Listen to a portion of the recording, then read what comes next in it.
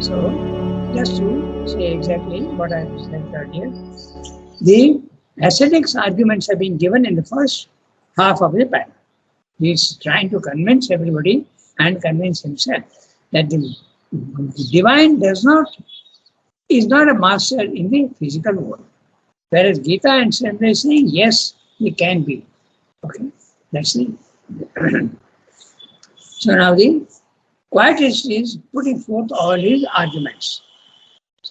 The quietist, the ascetic, as I said, by definition, when we use the words ascetic and quietist, is the one who finds the physical world to be permanently imperfect, if not an absolute illusion.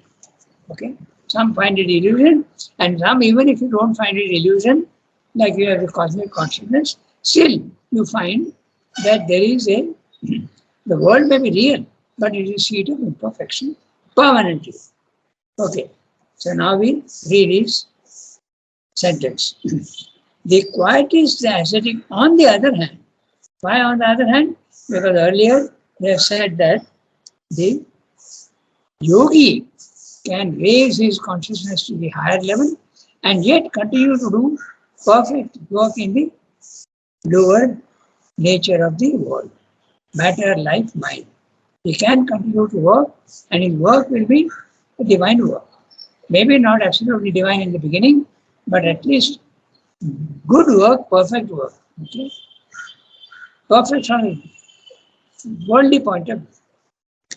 So, on the other hand, cannot see any possibility of perfection into which life and action can enter. Are they not? Now, these are the questions which the ascetic is asking.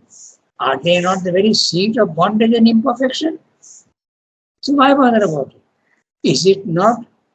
Is not all action imperfect in its nature? Like a fire that must produce smoke? Is not the principle of action itself rajasic, the father of desire? The moment you have action, it will produce desire. That's what they claim. A cause that must have its effect of obscuration of knowledge, its round of longing and success and failure, its oscillations of joy and grief, its duality of virtue and sin, is the argument of the ascetic. God may be in the world, but he is not of the world. Now that's interesting. What does it mean?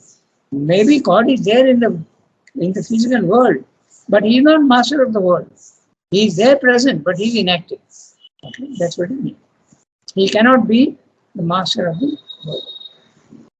He is a God of renunciation and not the master or cause of our works. He can be there, but he is a God of renunciation. He is letting nature do what it wants. And nature is doing everything at its own level of imperfection. He is a God of... Ranganath, Yeah, tell me. one question. How can action be father of desire? It is the other way around, no? If we have desire, we act. That's true, but here they are saying that the opposite also can be true. Now, if you are in the physical world and you are acting, then the action itself gives an attachment. Because why are you acting? It's true what you're saying. Okay, desire gives, but that's a field of the physical world. In fact, when only matter is there, okay, only matter is there. The principle of matter is before man or animal came on the scene. Okay, only matter is there, and the principle of matter is sluggishness. Okay, inertia, non-movement. So now, if life has to come in, it has to become the opposite of inertia. So nature does something very interesting. Nature puts desire into creatures, and desire is the one that pushes you to act. So what Pallavi said is true. But once the action is taken up, it also gives, it's a mutual thing. The action, when you act in the physical world, when will you act? You will act with desire.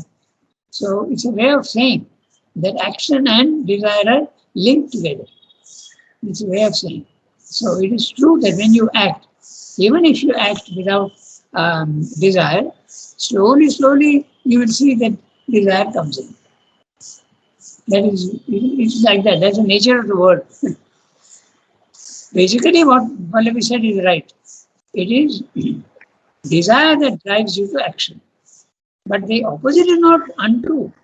When you are acting, even without desire in the beginning, it can slowly evoke in you attachment, desire, and ego. And ego is there always. So it's a mutual thing. It's an interesting question. But it's definitely action in the physical world will also give you, because you have not got rid of your ego and your attachments will come. When you are acting in the physical world, even without desire, slowly attachments come. And attachments will slowly give you also desire. If you look very carefully, if you are attached to anything, okay, slowly you will see that desire also comes in to what you are attached. You want their goodwill, you want their a happy life for them or for it. So slowly, desire also comes in, and also the attachment. Attachment, desire, they are all linked together very much. Rangada, Yeah, tell me. in this sentence, is not the principle of action itself Rajasic, the Yeah, father of desire? Is he that's right. talking of the principle of action, Yes, which is Rajasic? And that yes, Rajasic principle is the father of desire. that's right. So that's what I'm saying. They are all mixed. Okay. What we said is not untrue. It is true. But they are all linked together. It's not that only that part is true. Even action can lead to, because action is like Rajasic.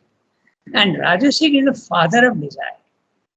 So now the question arises, what Archanati said is interesting, but is it possible to do Rajasic action without desire? That also is possible. But it does give desire. But if you have reached the Trigunatita condition, then Rajasic action is possible in the world without desire. In fact, that's what the Gita is saying. These arguments are of the quietist, the ascetic. So the opposite. But hasn't Sri Aurobindo said that desire is the helper, desire is the bar? So It, initially you need desire to do certain actions, efforts, but then that same desire becomes a bar. that So is one has to know when Ego is to uh, accept the desire, when to get rid of the desire, that is and at be the master of it. that is at the initial stage. Ego is a helper, desire is a helper.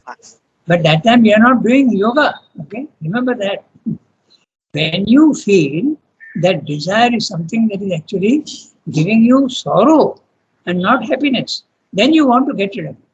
Then desire becomes an obstacle. It's the next stage. Desire is a helper at a stage when you are at a lower level of consciousness. Ego, desire, attachment, these are all very helpful. As I said, when the evolution is coming from matter to life, okay?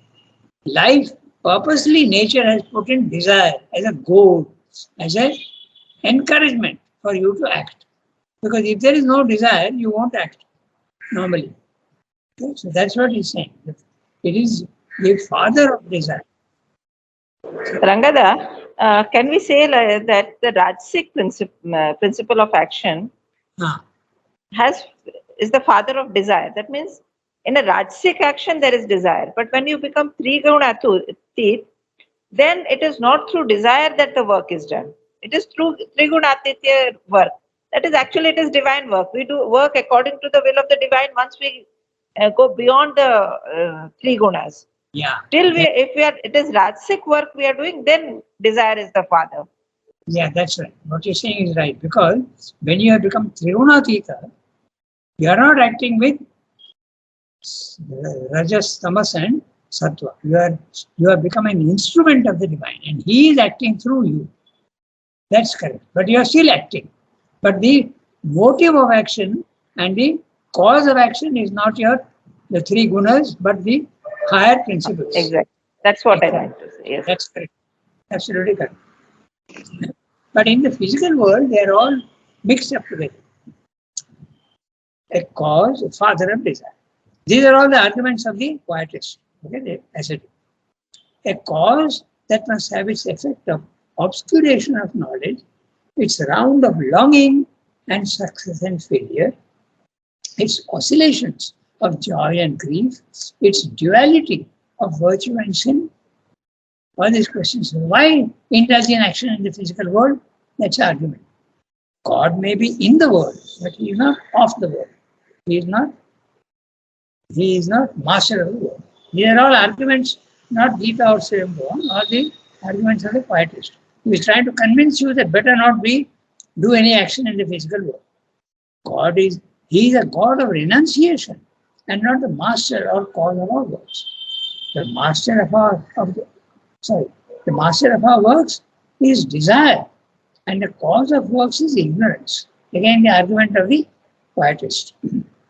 If the word, the Kshara, is, in a sense, a manifestation or a leela of the divine, it's an imperfect play with the ignorance of nature, an obscuration rather than a manifestation. These arguments of the ascetic are right only at the superficial level. If you go deep into your own consciousness, then these are not true at all. Okay? So the imperfection starts changing its face, and you start seeing something else. You see it as a veil and like smoke on a fire. You are in the fire and you see that it's only smoke. And smoke is something that will disappear. Okay? If the world, the Kshara, the first level, is in a sense a manifestation or a leela of the divine, it's an imperfect play with the ignorance of nature, an obscuration rather than a manifestation. This is true if you are in the superficial consciousness. But if you go deep inside, as I said, you see the leela and it's not an imperfection, but it's only a covering, a veil, the outer nature. That is surely evident from our very first glance at the nature of the world, and does not the fullest experience of the world teach us always the same truth? Okay. Again, the same argument.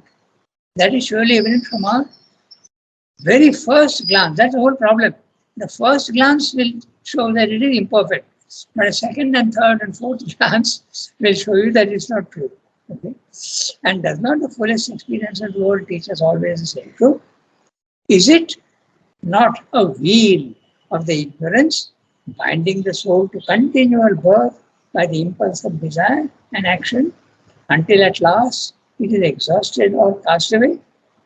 Not only desire, but action also must be flung away. This final conclusion, which is not right. 90% right if you are in the superficial consciousness, but not true if you go deep inside. Seated in the silent self, the soul will then pass away into the motionless, actionless, imperturbable, absolute Brahman. This is a nirvana. So the three adjectives, four adjectives, describe what the Brahman consciousness is. Motionless.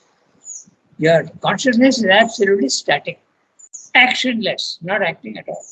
Imperturbable, not disturbed by anything that comes. Neither praise nor insult.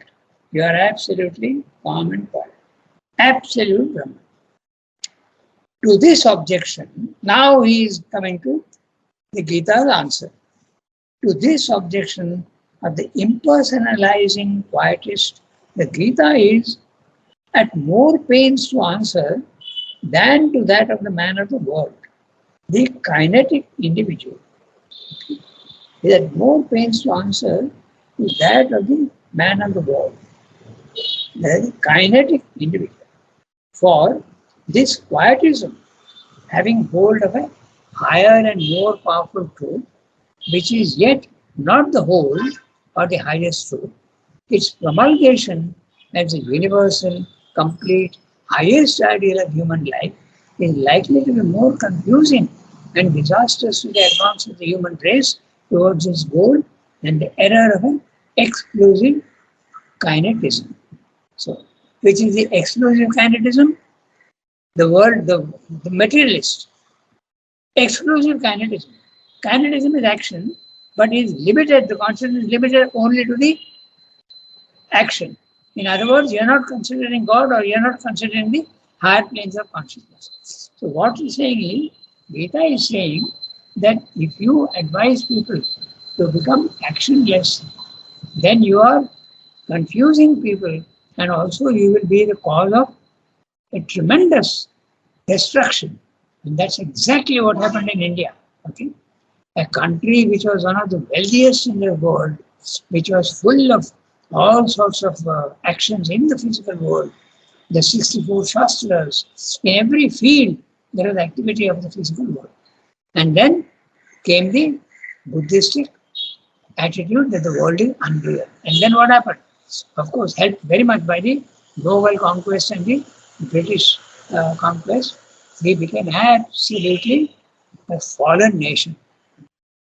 Illiteracy, ignorance, okay, no cleanliness, nothing. The world is unreal. Why bother about it? Now it is slowly re-emerging and taking its proper place in the Committee of Nations. That's what this is. Okay? So, this is what should not be done, it says the Gita. We don't give wrong advice to people, because if you, one who is a materialist, and you tell him that it's better not to work in the physical world, then you are causing a great confusion and a great danger also. It's very dangerous. In Life Divine, he says very clearly, the advice to people not to work in the physical world is a very great danger. So, you must go in consciousness higher, but you must continue to act in the physical world. Okay. And the phrase exclusive kinetism is clear, no? It is excluding everything except kinetism. That is the materialist. Okay. A strong one-sided truth, when set forth as the whole truth, you raise the part to the whole, creates a strong light, but also a strong confusion. But the very strength of its element of truth increases the strength of its element of error. I got a very interesting example just now. Okay, I'll tell you. It's absolutely true what he's saying. You know, with deafness, okay, it's a very interesting example, but it's absolutely true. My deafness is there, and they say, okay, you use a hearing aid. Okay, and when the hearing aid comes, it should cure the deafness. No, it doesn't. What happens is the sounds come, and the sounds are increased, but the words are not. Articulated sounds are not heard. So it gets worse. Okay. When you try to cure it, it gets worse. That's what he's saying. Yeah? A strong one-sided truth, when set forth as the whole truth, creates a strong light, but also a strong confusion. Okay, that also can come. The sounds which a deaf man is hearing, in trying to cure it, the sound become even more. And the words are not heard. Okay. That's why we have all stopped. You know, Swadesh in knowledge, and myself also. We all stopped using hearing aids. There is no use at all. So, along with the strength of the part knowledge, also increases the error of the part knowledge. That's what Shri is saying. The error of the kinetic ideal can only prolong the ignorance and retard the human advance by setting it in search of perfection, where perfection cannot be found. That's the argument. But the error of the quietistic ideal contains in itself the very principle of self-world destruction. Then the quote from the Gita, chapter 3, verse 23-24. Were I to act upon it, upon this principle of destruction, act upon the principle of inaction, says Krishna, I should destroy the peoples and be the author of confusion. And though the error of an individual human being, even though a nearly divine man cannot destroy the whole race, it may produce a widespread confusion, which may be in its nature destructive of the principle of human life and disturbing to the settled line of its advance. These last 4 or 5 lines are very interesting. We'll have a look at it. So Krishna is saying that if I don't act, then the world will be destroyed. How come? Because the world is nothing but action. And who is acting? It's a divine who is acting. He is the cause of all action. And if he says, I won't act anymore, the world cannot exist. The world will disappear. The action is a hallmark of the world. Constant movement. And if there is no constant movement coming from on top, the world will disappear. That's what he's saying. Now he's saying something interesting. Okay? He's saying, were I to act upon it, so that we have seen. Then he's saying that even individual human being stops acting, can it destroy the race? So Sridhar is saying it may not destroy the race, but it will certainly create confusion. And that's exactly what happened. Here is Buddha saying, actually not Buddha, but Buddhism says, action in the world is going to give you misery, so don't act and come out of the world. So it created a huge destruction. In fact, India was one of the, I don't know if it happened elsewhere, but in India it was the cause of the destruction of a culture, almost complete culture. Sir, Yeah. I want to just a question struck my mind that in Gita, even Shri Krishna, in Gita also, Shri Krishna is saying so much about against the ascetic or the quietistic this thing. So Yes. before Gita also this must have been there. We usually talk that because of Shankaracharya or for Buddha, this nirvana concept or the leaving of the world concept came in. But if in Gita also Shri Krishna is insisting so much about the work and is saying the quietistic is not the correct attitude, it will destroy the world. That means even before Gita that must have been there, that problem must have been there. Am I clear what I'm asking? It's possible because indeed it was not there in the Vedic period. Yeah, in the earlier Vedic, as Sri Aurobindo often categorically mentions, in the earlier period, I'm talking of the earlier Vedantic period. So maybe in the later Vedantic period or whatever, I don't know exactly the periods, the Hindi. But before Gita, what I feel, because in Gita so much Sri Krishna is insisting. Yes. So it just struck my mind right now that if he is insisting so much, that problem must have been there. If a problem is not there, why should he talk about it? That's right. I think what you're saying is there is an element of truth in that because the Vedic period was the 5,000 to 10,000 years earlier. Then the Buddha came only in 2600 BC. Na? So 600 BC. So what happened in the middle of that? There was a decline of the Vedic culture. There is no doubt about it because that's the way of the evolution. It goes up and down. So in that case, and the Upanishads, Sridhar says very clearly that the trend was, first of all, there is spiritual experience, then there is a fall, and then there is philosophy which replaces it. And philosophy is the Upanishads. Okay? That's why it's called Vedanta, Vedasya Anta. After the Vedas, where there was no ignorance and the physical world was taken to be true, then came the spiritual experience went away, and finally the Upanishads came into being. And when the Upanishads have come into being, already the idea of the physical world being Maya, okay, so that was probably there. And then the Gita comes and re-establishes it. But so all these ideas were there. In fact, Sri Aurobindo says very clearly that all the philosophies in India were not the quietistic, but there were some quietistic also. So what you're saying is quite right. But that's a question of history. Which one came first and which one came second? It's not always very easy to make out. But that's true. Here, Ranganath, Krishna is telling specifically to Arjuna, no, all this because he didn't want to act. That's right. That's the occasion. But the principle remains the same for everyone. That's only the way of putting it because he doesn't want to act. That's right. He doesn't want to do his duty. That's right. So let's finish the para. So he said, now, so Srimad is saying very interesting. He's saying, Gita is saying that If I don't act, the world will be destroyed. But I don't act as Krishna, he is divine. But suppose a man, a yogi, advises that don't do any work in the physical world, is it also going to destroy the world? He says it will not destroy the world, but it certainly create part destruction. Okay, so it will create confusion, which may be in nature destructive of the principle of human action. The principle of human action in the ignorant is desire and attachment and ego. But the principle of action for a spiritual man is without desire, without attachment, without ego. And he should continue to work in the physical world. That's what is being said in the paragraph. It may delay the settled line of a sacrifice. That's what it is. And it happened. In fact, there was a delay of a huge 3,000, 2,500 years, maybe even more, 3,000 years of delay.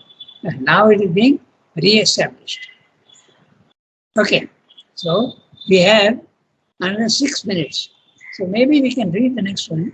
Therefore, the quietistic tendency. Oh, that's the last para. So we can read it and then we'll discuss it next time. Anyone? Yes, yes, please. Yeah, please do that. Do that. Therefore, the quietistic tendency in man must be got to recognize its own incompleteness and admit on an equality with itself the truth which lies behind the kinetic tendency. The fulfillment of God in man and the presence of the divine in all the action of the human race. God is there not only in the silence but in the action. The quietism of the impassive soul, unaffected by nature, and the kinetism of the soul, giving itself to nature, so that the great world sacrifice, the Purusha Yajna, may be effected, are not a reality and a falsehood in perpetual struggle, nor yet two hostile realities, one superior, the other inferior, each fatal to the other. They are the double term of the divine manifestation. The Akshara alone is not the whole key of their fulfillment, not the very highest secret. The double fulfillment, the reconciliation, is to be sought in the Purushottama, represented here by Krishna, at once Supreme Being, Lord of the worlds, and Avatar. The divinized man entering into his divine nature will act even as he acts. He will not give himself up to inaction. The divine is at work in man in the ignorance and at work in man in the knowledge. To know him is our soul's highest self-welfare and the condition of its perfection. But to know and realize him as a transcendent peace and silence is not all. The secret that has to be learned is at once the secret of the eternal and unborn divine and the secret of the divine birth and works. Janma karma cha me divyam. The action which proceeds from that knowledge will be free from all bondage.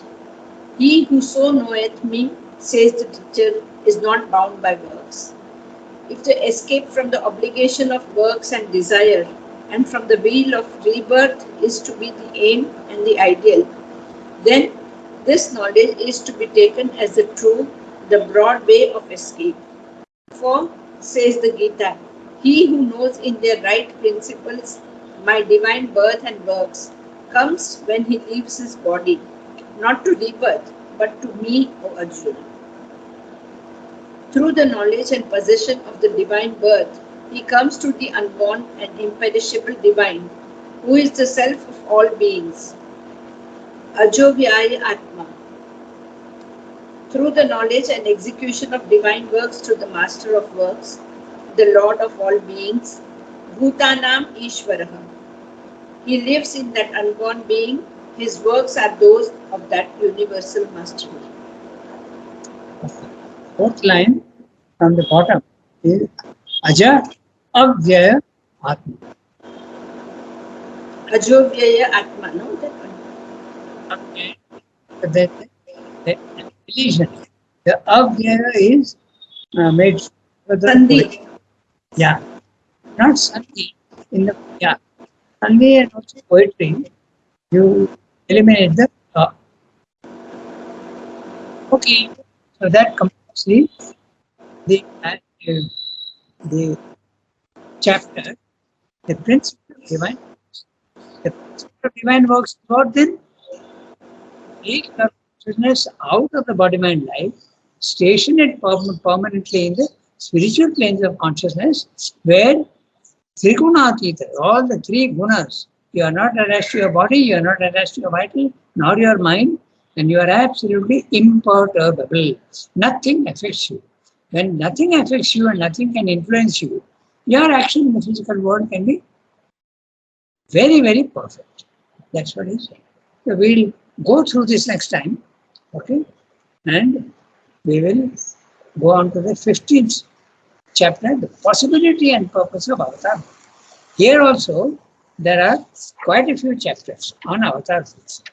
There are, I think, process of avatarhood, and then there is the divine birth and divine birth. There are 3 chapters on avatarhood. Because it's a very rare principle. It's only in India that you have the concept of the avatar. The others don't accept. Man can never be divine. But in our Indian conception, it's very possible for man to be divine in consciousness. And even in the physical body, that's Ramdev is introducing later. We'll discuss this next time. Okay? Au revoir, everybody. Have a nice day. Merci beaucoup. Okay. Thank you, Ranganath. Thank you, Ranganath.